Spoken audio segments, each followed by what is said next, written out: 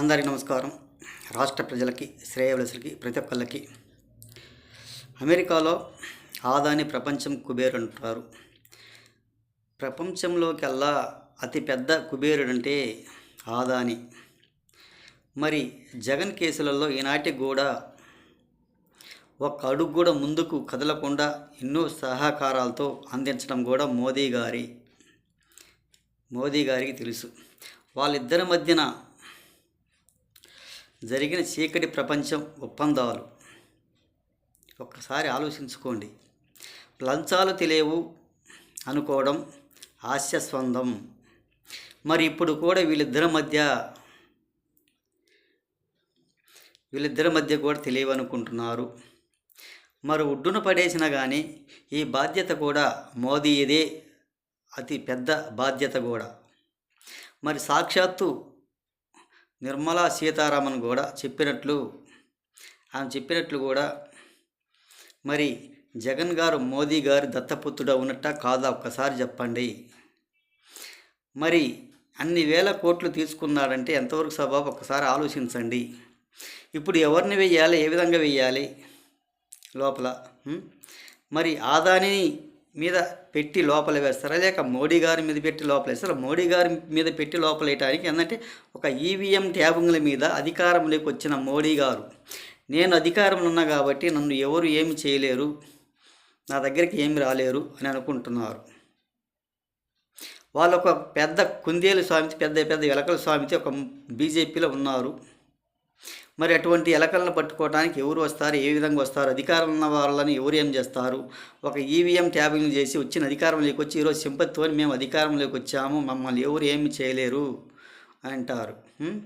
మరి 17,000 50,000 కోట్లు కూడా తీసుకొని ఇలా చేయటం ఏంటి? 1750 కోట్లు మరి జగన్ గారు ఎలా తీసుకున్నట్టు, ఏ విధంగా తీసుకున్నట్టు ఇప్పుడు అదే హాట్ టాపిక్గా మారింది. ఇది ఎలా జరుగుతుంది ఒక్కసారి చెప్పండి. వీళ్ళిద్దరు చీకటి ఒప్పందాలేగా లంచాలు తీసుకుంటూ ఇలా చేయటం కూడా ఎంతవరకు సాధ్యం ఒక్కసారి చెప్పండి. ప్రతి ఒక్కటానికి కూడా అడ్డు పడుతూనే వస్తుంటాడు మోదీ గారు. మరి మోదీ గారు దత్తపుత్రుడా కాదా ఈ జగన్ గారు? ఒక్కసారి చెప్పండి. మోదీగా దత్తపుత్రుడు జగన్ గారు అంటారు. అదేవిధంగా మహారాష్ట్ర ఎన్నికలు, అసెంబ్లీ ఎన్నికలకు అయిపోయిన తరువాత తెలిసింది వాళ్ళిద్దరి బంధం. ఈ 17,050 కోట్లు తీసుకున్నది కూడా అదే విధంగా 2 రోజులు 3 రోజులకిన అదే విధంగా ఎన్నికలకు ముందుగిన ఈ జగన్ లంచగా వ్యవహారం కూడా బయటికి వచ్చుంటే, ఇదే వ్యవహారం కూడా కనీసం 2-3 రోజుల ముందుగా తెలిసుంటే అది ఈ ఎన్నికలకు బీజేపీ పరిస్థితి ఏమి ఉంటుందో, ఎలా ఉంటుందో ఒక్కసారి తెలిసేది రాష్ట్ర ప్రజలకు, అక్కడ వాళ్ళకి. ఇలా ఏ విధంగా మోసం చేస్తారు, ఎంతవరకు మోసం చేస్తారు, ఇది ఎవరికి సాధ్యపడేది కూడా కాదు. అన్ని లూటీలు చేసి మేము అధికారంలోకి వస్తున్నాము, మేమే గొప్పోళ్ళం, ఇతర పార్టీ వాళ్ళు గొప్పోళ్ళు కాదు అని ఒక సింపతి పొందుతుంటారు. అది వాళ్ళకు తెలియదు పాపం.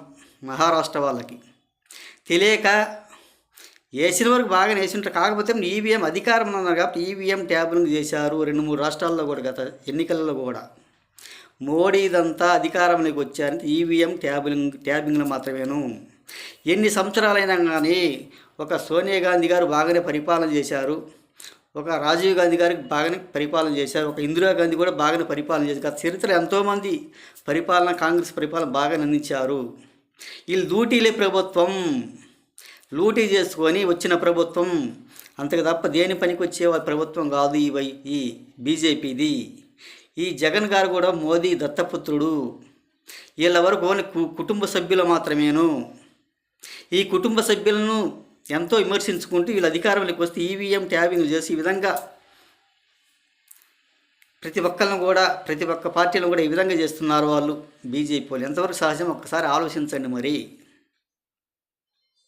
అవునా కాదా? అది నిజమే, 100% వాళ్ళు ఓన్లీ కుటుంబ సభ్యులు మాత్రమేను.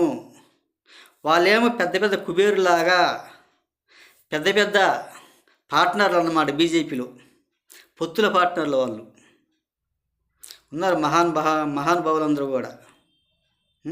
అటువంటి పొత్తులో ప్రభుత్వం పెట్టుకొని బీజేపీ ఈ కాంగ్రెస్ ప్రభుత్వాన్ని విమర్శించడానికి ఎంతవరకు సబబు ఒకసారి ఆలోచించండి.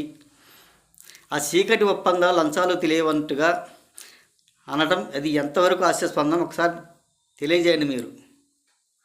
ఇది సరైన ప్రభుత్వమేనా? అది సరైనది కూడా కాదు. ఎంతో సింపతి మీద కొంతమంది ఎలుకలు అన్నమాట. వాళ్ళ పేర్లు ఎందుకులే, బీజేపీ వాళ్ళు ఎంతో పొత్తుల పార్టీ, ఎంతో కుంది ఎలుకలు లాంటి వాళ్ళు అన్నమాట. వాళ్ళు ఎలుకల్లాగా జరగబట్టి రాష్ట్ర ప్రపంచం మొత్తం దోసుకుంటూ కాంగ్రెస్ పార్టీని విమర్శించడం ఎంతవరకు సబబు ఒక్కసారి ఆలోచించండి అని తెలియజేస్తూ, అదే కానీ 2-3 రోజులు ముందుగా తెలిసింటే ఈ లూటి అంతా బీజేపీది. మరి మహారాష్ట్ర ఎన్నికల పరిస్థితి ఏ విధంగా ఉంటుంది, ఎలా ఉంటుందో. ఏది ఏమైనా కానీ ఈవీఎం ట్యాబింగ్ వల్ల వచ్చిందని, గెలిచారని చాలామంది కూడా అంటున్నారు అని తెలియజేస్తూ, ఈ పరిస్థితి ఎప్పటికి కూడా జరగకూడదు, అలా జరగడానికి ఆస్కారం లేదు.